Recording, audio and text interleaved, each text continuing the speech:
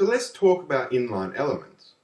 Inline elements are quite different to the block level elements group, as inline elements do not necessarily affect the surrounding content in the same way that the block level elements do.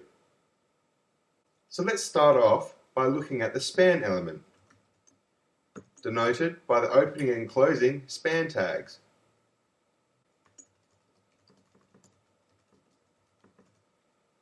And I'm going to add some text after the span element.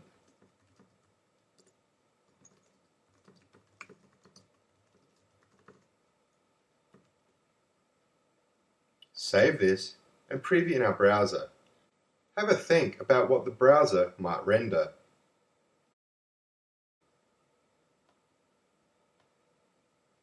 As these are inline elements, they are essentially in line with the content that is not a block level element. So by that I mean we have an inline element and then we have some text after the inline element. And as you can see, they are rendered both on the same line.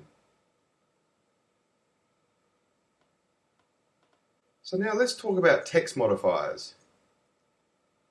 Put in a line break. This is one of those times where a line break is actually handy.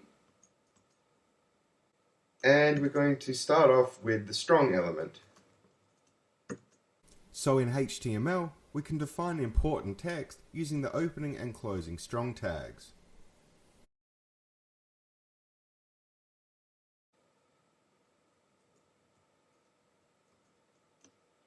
We can also use the emphasis element to render text with emphasis.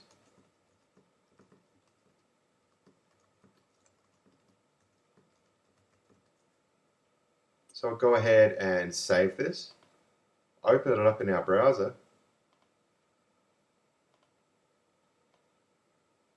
and as you'll see, this is some strong text which would be inside the strong element is being rendered as bold text, and this is some text with emphasis which would be inside the emphasis element, and it is being rendered with italic text. So I hope you've learnt a little bit about text modifiers and inline elements in HTML.